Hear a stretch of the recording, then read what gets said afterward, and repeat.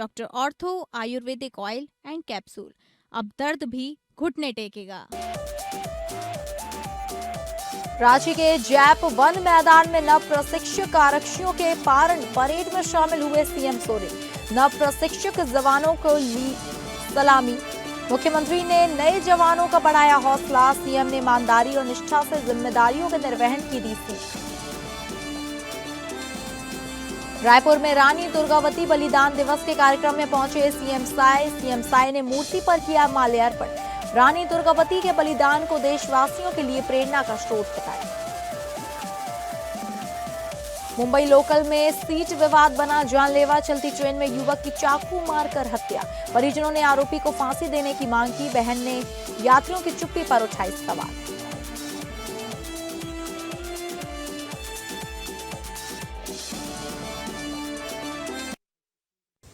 नमस्कार, आप सभी का बहुत स्वागत है स्टेट लाइव में। मैं हूं आपके साथ अंकिता सिंह।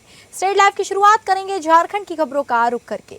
मुख्यमंत्री हेमंत सोरेन गुरुवार को राजधानी रांची के डोरंडा स्थित जैप वन मैदान में आयोजित पारण परेड समारोह में मुख्य अतिथि के रूप में शामिल हुए। इस दौरान मुख्यमंत्री ने नव प्रशिक्षक आरक्षियों की दीक्षांत पासिंग आउट परेड की सलामी ली। मौके पर राज्य की डीजीपी तदाशा मिश्रा, एडीजी प्रिया दुबे सहित अन्य पुलिस पदाधिकारी गण भी उपस्थित रहे। मुख्यमंत्री हेमंत सोरेन ने प्रशिक्षण के दौरान विभिन्न विधाओं में उत्कृष्ट प्रदर्शन करने वाले जाबाज जवानों को पदक और प्रशस्ति पत्र देकर सम्मानित भी किया। इसी बीच समारोह को संबोधित करते हुए मुख्यमंत्री ने नए जवानों का हौसला बढ़ाया और उन्हें ईमानदारी और निष्ठा से अपनी जिम्मेदारियों का निर्वहन करने की सीख दी।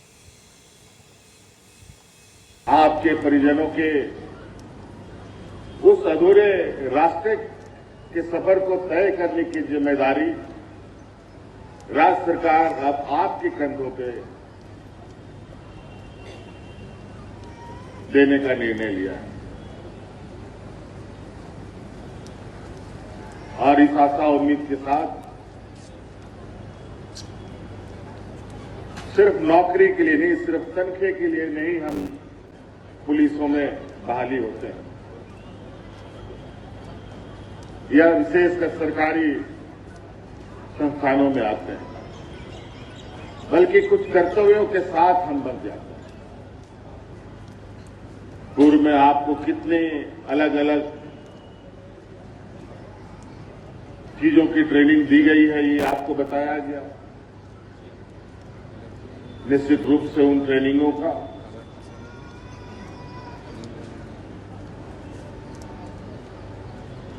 राज्य की व्यवस्था में, राज्य की विधि व्यवस्था में, राज्य के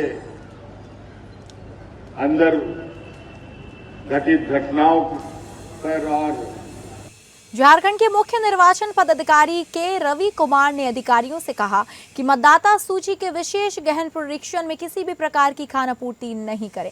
एसआईआर के कार्यों को गंभीरता से ले। उन्होंने कहा कि कोई भी पात्र भारतीय नागरिक मतदाता सूची से छूटे नहीं, इसे लक्ष्य बनाकर कार्य करना है। मुख्य निर्वाचन पदाधिकारी के रवि कुमार दुमका परिसदन के सभागार में संथाल परगना प्रमंडल के दुमका, देवघर एवं जामताड़ा जिले के पदाधिकारियों के साथ एसआईआर को लेकर समीक्षा बैठक किए। संथाल परगना में डेमोग्राफी को लेकर आए दिन उठते सवाल एवं एसआईआर को लेकर चुनौती पर मुख्य निर्वाचन पदाधिकारी ने कहा कि पदाधिकारी संविधान के अनुच्छेद 326 और लोक प्रतिनिधित्व अधिनियम 1950 को पूरी तरह आत्मसात कर ले। मतदान का अधिकार एक संवैधानिक और वैधानिक अधिकार है, जिसके कारण किसी भी पात्र नागरिक का नाम सूची से नहीं हटाया जा सकता। भारत निर्वाचन आयोग द्वारा सामान्यतः मतदाता सूची को शुद्ध करने के लिए वार्षिक रूप से एकल चरण वाली एसएसआर प्रक्रिया अपनाई जाती है, लेकिन इस बार झारखंड में 23 वर्षों के बाद एसआईआर आयोजित किया गया।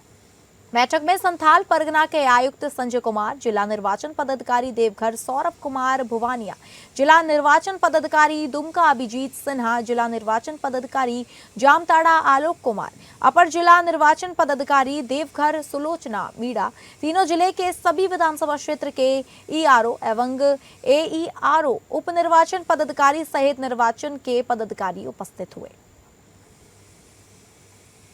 उनका देवघर जामताड़ा का सभी ईआरओ, एईआरओ, डीओ के साथ में संदलपुरना का कमिश्नर से भी बात हुई। अभी कितना तैयारी किया गया उसके बारे में समीक्षा किया गया उसमें। अभी उनका सब्जेक्ट में मतलब SAR में कितना अंडरस्टैंडिंग है, उनका कोई डाउट होगा तो उसका भी क्लैरिफाई किया गया। अब ये मीटिंग के बाद मेरे आश्वस्त है पर इन लोग को बहुत बढ़िया से नियमानुकूल अपने काम का पूरा करेंगे ताकि एक पात्र भारत नागरिक भी इस सूची से वंचित नहीं रहेंगे।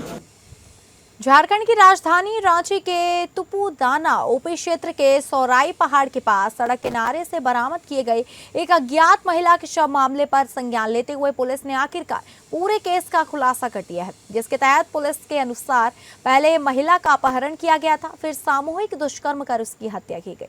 वही जानकारी मिली है कि मृत महिला रांची के अरगोड़ा थाना क्षेत्र की रहने वाली थी। मृतका अरगोड़ा में ठेला लगाकर जीवन यापन करती थी।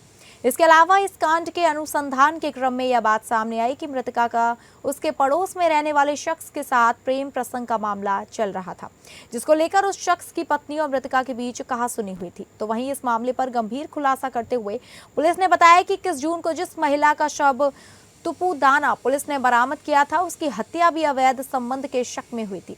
इस कड़ी में हटिया DSP नीरज ने बताया कि 21 जून की सुबह तुपुदाना OP इलाके के सीरी जंगल के समीप एक महिला का शव बरामद हुआ था। हटिया DSP के अनुसार हत्या अवैध संबंध में की गई थी। आरोपी महिला के द्वारा पहले मृतक का अपहरण किया गया, जिसके बाद उसे तुपुदाना के सीरी जंगल ले जाया गया, जहां महिला के साथ सामूहिक दुष्कर्म की वारदात को अंजाम दिया गया और फिर उसके साथ मारपीट कर हत्या कर दी गई। इस अपराध में शामिल एक महिला सहित 4 आरोपियों को गिरफ्तार किया जा चुका है। घटना में प्रयुक्त सफेद रंग की SUV कार बरामद कर ली गई है। अनुसंधान के क्रम में यह बात प्रकाश में आई कि घटना में शामिल अपराधियों द्वारा कार का नंबर बदलकर प्रयोग किया गया था।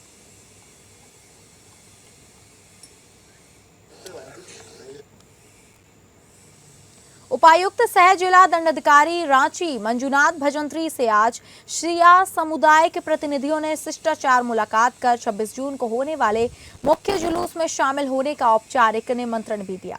इस दौरान मंजुनाथ भजंत्री ने कहा कि जिला प्रशासन मुहर्रम पर्व को शांतिपूर्ण एवं गरिमापूर्ण ढंग से मनाने के लिए हर संभव सहयोग प्रदान करेगा।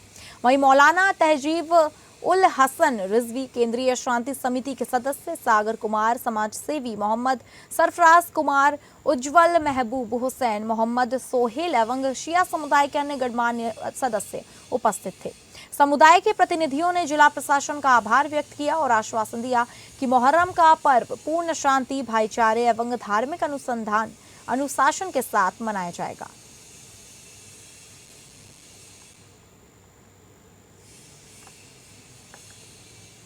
अब रुक करेंगे छत्तीसगढ़ की खबरों का, जहां मुख्यमंत्री विष्णुदेव साय राजधानी रायपुर में वीरांगना रानी दुर्गावती के बलिदान दिवस कार्यक्रम में शामिल हुए। इस दौरान उन्होंने रानी दुर्गावती की प्रतिमा पर माल्यार्पण कर श्रद्धांजलि अर्पित की। मुख्यमंत्री ने कहा कि रानी दुर्गावती ने मुगलों से लड़ते हुए अद्भुत शौर्य और पराक्रम का प्रदर्शन किया था और उनका बलिदान देशवासियों के लिए प्रेरणा का स्रोत है। वहीं पूर्व मुख्यमंत्री भूपेश बघेल के स्कूलों की स्थिति को लेकर दिए गए बयान पर भी मुख्यमंत्री ने जवाब दिया। साथ ही अपने दिल्ली दौरे को लेकर भी जानकारी दी।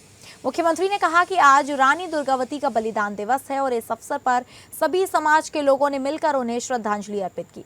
उन्होंने कहा, रानी दुर्गावती ने मुगलों से संघर्ष करते हुए अपार शौर्य का परिचय दिया और मातृभूमि की रक्षा के लिए अपने प्राणों का बलिदान दिया। वहीं पूर्व मुख्यमंत्री भूपेश बघेल द्वारा स्कूलों की व्यवस्था को लेकर उठाए गए सवाल पर मुख्यमंत्री ने कहा कि प्रदेश में सब कुछ अच्छा चल रहा है और उन्हें स्वयं जाकर स्थिति देखनी चाहिए। इसके अलावा मुख्यमंत्री ने अपने दिल्ली दौरे की जानकारी देते हुए कहा कि वे आज दिल्ली जा रहे हैं, जहां केंद्रीय मंत्रियों से विभिन्न विषयों पर मुलाकात करेंगे। आज वीरांगना रानी दुर्गावती जी का बलिदान दिवस है, 463वां बलिदान दिवस है और इस उपलक्ष्य में आज हम सभी लोग उनको श्रद्धांजलि अर्पित करने के लिए यहाँ पर आए हुए हैं। और ऐसे अवसर में हमारे प्रदेश के मंत्री श्री रामविचार नेताम जी, मंत्री श्री केदार कश्यप जी, हमारे विधायक गोलन राम जी, पुरंदर मिश्रा जी, विकास मरकाम जी, वरिष्ठ नेता श्री नंद कुमार साय जी और सभी समाज के लोग यहाँ पर मिल के उनको श्रद्धांजलि अर्पित किए हैं। हम लोग के लिए बड़ा गौरव का विषय था कि हमारे जनजातीय समाज से वीरांगना रानी दुर्गावती मुगलों से लड़ाई लड़ते हुए अपने अपार शौर्य का प्रदर्शन करते हुए शहीद हुई। आज उनको पूरे छत्तीसगढ़ की तरफ से विनम्र श्रद्धांजलि अर्पित करते हैं। छत्तीसगढ़ में अवैध धर्मांतरण का मुद्दा एक बार फिर सियासी केंद्र में आ गया है। उप मुख्यमंत्री अरुण साव ने कांग्रेस पर बड़ा आरोप लगाते हुए कहा है कि कांग्रेस सरकार के कार्यकाल में प्रदेश में बड़े पैमाने पर धर्मांतरण हुए। साव ने दावा किया कि भाजपा सरकार ने सत्ता में आते ही इसे रोकने के लिए बड़ा कड़ा कानून बनाया और समाज के सभी वर्ग इस मुद्दे को लेकर एकजुट है। धर्मांतरण को लेकर दिए गए इस बयान के बाद प्रदेश की राजनीति गर्मा गई है। उप मुख्यमंत्री अरुण साव ने अवैध धर्मांतरण के मुद्दे पर कांग्रेस को सीधे कटघरे में खड़ा किया। साव का कहना है कि कांग्रेस सरकार के दौरान धर्मांतरण की घटनाओं में बढ़ोतरी हुई, लेकिन उस समय प्रभावी कार्रवाई नहीं की गई। उन्होंने कहा कि भाजपा सरकार बनने के बाद अवैध धर्मांतरण पर रोक लगाने के लिए सख्त कानून लाया गया। साव ने यह भी कहा कि केवल सरकार ही नहीं बल्कि साहू समाज, आदिवासी समाज समेत विभिन्न सामाजिक संगठन भी इस मुद्दे को लेकर चिंतित हैं और सभी मिलकर अवैध धर्मांतरण के खिलाफ प्रयास कर रहे हैं। ऐसे में धर्मांतरण का मुद्दा एक बार फिर प्रदेश की राजनीति में बड़ा विमर्श बनकर नजर आ रहा है। देखिए, भारतीय जनता पार्टी चुनाव आधारित पार्टी नहीं है। भारतीय जनता पार्टी 365 दिन काम करने वाली पार्टी है।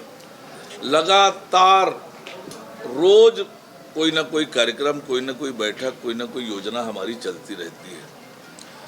कांग्रेस पार्टी तो चुनाव आधारित पार्टी है। चुनाव कैसे जीतना, झूठ बोलना पड़े, झूठे वादे करना पड़े और कुछ करना पड़े, यही सब वो सोचते हैं और करते हैं। वास्तविकता ये है कि आज तो कांग्रेस कहाँ सिमट गई है आप सब लोग देख रहे हैं। उनके नेता कोई अभियान चलाते हैं तो पार्टी का नुकसान होता है और पार्टी की ताकत बढ़ती नहीं है। उनके नेता अभियान चलाते हैं, पार्टी को नुकसान होता है। उनके नेता 99 चुनाव हारने का रिकॉर्ड बना चुके हैं। तो कांग्रेस का कुछ होना नहीं है। वास्तविकता ये है कि जनता को अपेक्षाएं भारतीय जनता पार्टी से है। जनता की अपेक्षाओं को भारतीय जनता पार्टी पूरा कर रही है।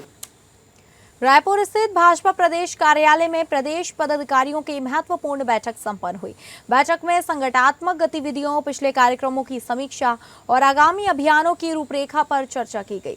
बैठक के बाद भाजपा प्रदेश अध्यक्ष किरण सिंह देव ने कहा कि पार्टी में नियमित रूप से हर महीने पदाधिकारियों की बैठक आयोजित की जाती है ताकि संगठन के कार्यक्रमों का प्रभावी क्रियान्वयन सुनिश्चित किया जा सके। भाजपा प्रदेश कार्यालय में आयोजित प्रदेश पदाधिकारियों की बैठक में संगठन विस्तार और आगामी कार्यक्रमों को लेकर मंथन किया गया। बैठक में पिछले कार्यक्रमों की समीक्षा के साथ साथ आने वाले अभियानों और गतिविधियों पर विस्तार से चर्चा की गई। बैठक के बाद भाजपा प्रदेश अध्यक्ष किरण सिंह देव ने बताया कि पार्टी की प्रदेश पदाधिकारियों की बैठक हर महीने आयोजित की जाती है। उन्होंने कहा, प्रदेश स्तर पर तय किए गए कार्यक्रमों को जिला, मंडल और शक्ति केंद्र स्तर पर प्रभावी ढंग से पहुंचाने और उनके क्रियान्वयन की समीक्षा बैठक का प्रमुख उद्देश्य होता है। किरण सिंह देव ने कहा कि भारतीय जनता पार्टी एक सतत सक्रिय संगठन है और पार्टी के कार्यक्रम पूरे वर्ष लगातार चलते रहते हैं। इन्हीं कार्यक्रमों को लेकर संगठनात्मक रणनीति तैयार की जाती है और कार्यकर्ताओं की जिम्मेदारियां सौंपी जाती हैं। देखिए, भारतीय जनता पार्टी प्रत्येक माह में हमारे प्रदेश के पदाधिकारियों की बैठक होती है। यहाँ से प्रारंभ होता है हमारा।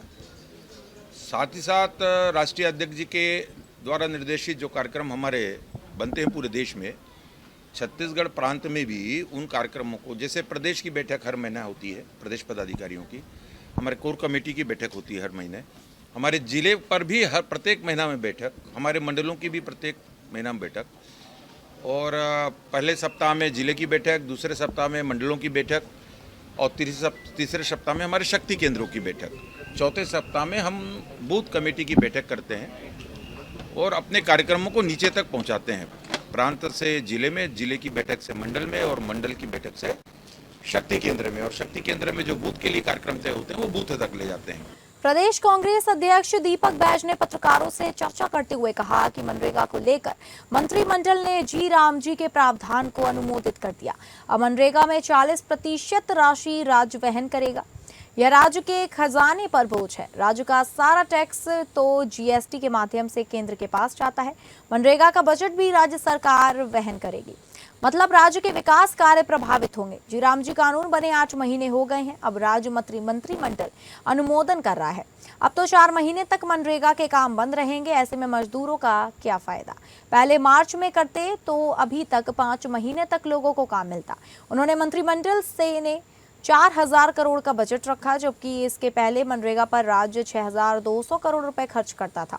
बजट की कटौती बताती है सरकार मनरेगा पर पूरे दिन काम नहीं कर देगी। प्रदेश कांग्रेस अध्यक्ष दीपक बैज ने कहा कि भाजपा की सरकार बनने के बाद कांग्रेस की सरकार के समय चलाई जा रही जन कल्याणकारी योजनाओं को बंद कर दिया गया था। अब सरकार को अपनी गलती का एहसास हो रहा है और इन योजनाओं का नाम बदलकर फिर चालू करने जा रहे हैं। कांग्रेस की सरकार ने रीपा शुरू किया, जिसके माध्यम से ग्रामीण क्षेत्र के लिए रोजगार निर्माण विपणन की सुविधा मिलती थी। भाजपा सरकार ने उसे बंद कर दिया। रीपा के जो इंफ्रास्ट्रक्चर थे 28 साल में सब बर्बाद हो गए। कल मंत्रिमंडल रीपा का नाम अटल आजीविका समृद्धि योजना के नाम से फिर शुरू करने का निर्णय लिया गया। यह सरकार यूटर्न सरकार है। प्रदेश कांग्रेस अध्यक्ष दीपक बैज ने कहा कि कोरिया में 3 लोगों को जिंदा जला देने की घटना के बाद सरगुजा में खनिज विभाग जांच कर रहा है। कल एक रेत से भरे ट्रक को खनिज विभाग ने पकड़ा। बताते हैं कि इस कार्यवाही से नाराज होकर रेत माफिया ने कार्यवाही करने वाले आरक्षक की पिटाई कर दी। जब्त ट्रक भी छुड़ा ले गए। यह घटना बताती है कि रेत माफिया कितना ज्यादा ताकतवर है, उसे सरकार का कितना ज्यादा संरक्षण मिल रहा है। रेत के खेल में सीधे सरकार शामिल है। बड़ी घटनाओं के बाद इस प्रकार की घटना होना बताता है कि सरकार रेत की काली कमाई का मोह नहीं छोड़ पा रही है। देखिए, ट्रेनिंग कैंप में जब राहुल गांधी जी आए तो प्रदेश के पूरे नेता साथ में थे और अभी भी साथ में है। परसों महंत जी का उद्बोधन हुआ तो मैं स्वयं पूरे उनके उद्बोधन में शामिल था और आज स्वयं मेरा उद्बोधन है। आज शाम को 6 बजे से 7 बजे तक फिर टीएस सिंहदेव जी का उद्बोधन है, वहाँ पे भी मैं रहूँगा। फिर उसके बाद माननीय पूर्व मुख्यमंत्री भूपेश बघेल जी का उद्बोधन होगा 27 तारीख को, वहाँ भी मैं रहूँगा। तो अगर पूरे कांग्रेसी एक साथ, कांग्रेस के नेता एक साथ बैठ रहे हैं, पार्टी को मजबूत कर रहे हैं, तो भारतीय जनता पार्टी इतना डर क्यों रही है? खबरों में आगे बढ़ेंगे और बात करेंगे मध्य प्रदेश की खबरों का रुख करके। गंभीर रूप से बीमार मरीजों को समय पर बेहतर उपचार उपलब्ध कराने के लिए नर्मदापुरम और सीहोर जिला प्रशासन की तत्परता और मानवीय संवेदनशीलता का सराहनीय उदाहरण सामने आया है। नर्मदापुरम जिले के ग्राम रसूलिया निवासी 83 वर्षीय रामगोपाल टोकसे, जो ब्रेन हैमरेज से पीड़ित हैं, को गंभीर हालत में तत्काल उच्च स्तरीय उपचार के लिए नागपुर रेफर किया गया। उनकी नाजुक स्थिति को देखते हुए पीएम श्री एयर एम्बुलेंस सेवा के माध्यम से उन्हें नागपुर पहुंचाने की व्यवस्था की गई। नर्मदापुरम जिला प्रशासन द्वारा सुबह सीहोर जिला प्रशासन से बुधनी स्थित ट्राई ट्रेंड हेलीपैड पर आवश्यक व्यवस्थाएं सुनिश्चित करने का अनुरोध किया गया। सूचना मिलते ही कलेक्टर बाला गुरु के निर्देश अनुसार प्रशासनिक आमला तत्काल सक्रिय हो गया और मरीज के सुरक्षित आवागमन से लेकर हेलीपैड पर सभी आवश्यक व्यवस्थाएं समय पर सुनिश्चित की गई। बुधनी तहसीलदार ललित सोनी ने बताया कि प्रशासन द्वारा मरीज को नर्मदापुरम से बुधनी हेलीपैड तक सुरक्षित और सुगमता से पहुंचाने के साथ ही एयर एम्बुलेंस के संचालन के लिए सभी आवश्यक इंतजाम किए गए। अधिकारियों एवं कर्मचारियों ने आपसी समन्वय स्थापित कर पूरी प्रक्रिया को त्वरित और व्यवस्थित ढंग से संपन्न कराया। सुबह लगभग 11 बजे रामगोपाल टोकसे को पीएम श्री एयर एम्बुलेंस के माध्यम से नागपुर के लिए रवाना किया गया, जहां विशेषज्ञ चिकित्सकों की देखरेख में उनका उपचार किया जाएगा। उल्लेखनीय है कि मध्य प्रदेश सरकार द्वारा संचालित पीएम श्री एयर एम्बुलेंस सेवा गंभीर रूप से बीमार, दुर्घटना पीड़ित एवं आपदा प्रभावित मरीजों को त्वरित और निःशुल्क चिकित्सा सहायता उपलब्ध कराने के उद्देश्य से शुरू की गई है। मई 2024 से अब प्रारंभ हुई यह सेवा आज जरूरतमंद मरीजों के लिए जीवन रक्षक पहल साबित हो रही है।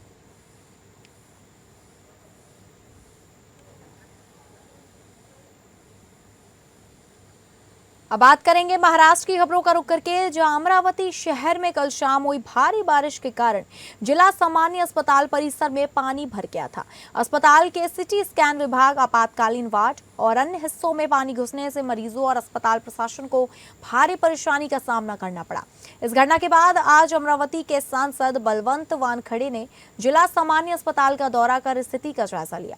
निरीक्षण के दौरान सांसद वानखेड़े ने अस्पताल के civil surgeon doctor Vinod Pawar, सार्वजनिक निर्माण विभाग के अधिकारी गिरी तथा मनपा के स्वच्छता अधिकारी अजय यादव को अस्पताल में बुलाकर घटना के संबंध में जानकारी ली और जवाब तलब किया। उन्होंने कहा, मानसून से पहले आवश्यक योजना और नालों की सफाई सहित अन्य व्यवस्थाएं समय पर नहीं किए जाने के कारण यह स्थिति उत्पन्न हुई है। सांसद वानखेड़े ने आरोप लगाया कि महानगर पालिका और स्थानीय प्रशासन की लापरवाही का खामियाजा अस्पताल और मरीजों को भुगतना पड़ा। उन्होंने भविष्य में ऐसी घटनाओं की पुनरावृत्ति रोकने के लिए संबंधित अधिकारियों को आवश्यक निर्देश दिए तथा जल निकासी व्यवस्था को तत्काल सुधारने पर जोर दिया। इस दौरान उन्होंने अस्पताल में हुई अव्यवस्था और मरीजों को हुई असुविधा पर भी चिंता व्यक्त की।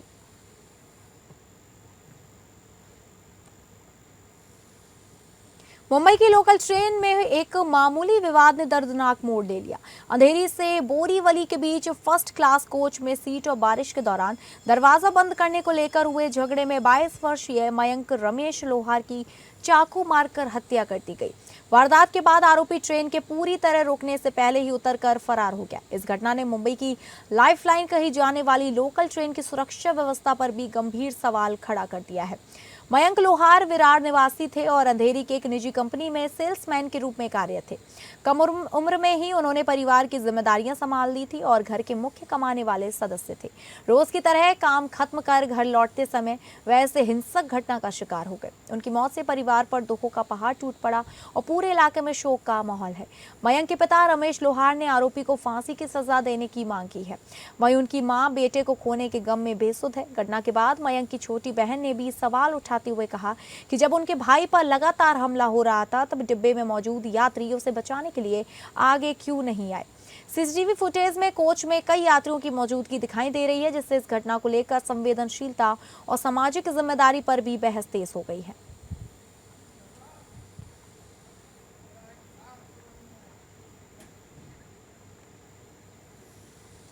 अब बात करेंगे राजस्थान की खबरों की, जहां भारतीय स्टेट बैंक द्वारा बगरू जयपुर में SBI स्मार्ट अग्री ग्राहक सम्मेलन का सफल एवं भव्य आयोजन किया गया, जिसमें 150 से अधिक सम्मानित कृषि ग्राहकों ने उत्साहपूर्वक सहभागिता की। कार्यक्रम में मुख्य महाप्रबंधक गोविंद नारायण गोयल, महाप्रबंधक रजनीश कुमार, उप महाप्रबंधक प्रणेश प्रशांत, उप महाप्रबंधक रविशंकर चौधरी, अभिजीत कुमार झा, क्षेत्रीय प्रबंधक चित्रकूट और भारतीय स्टेट बैंक के अन्य वरिष्ठ अधिकारियों मौजूद रहे। कार्यक्रम का उद्देश्य किसानों एवं कृषि उद्यमियों को बैंक की कृषि वित्त पोषण योजनाओं, डिजिटल बैंकिंग पहलों, किसान हितैषी सेवाओं तथा आधुनिक बैंकिंग सुविधाओं की विस्तृत जानकारी प्रदान करना था। वीडियो एवं पावर पॉइंट प्रस्तुतियों के माध्यम से SBI की विभिन्न कृषि ऋण योजनाओं एवं सेवाओं का विस्तार से परिचय कराया गया।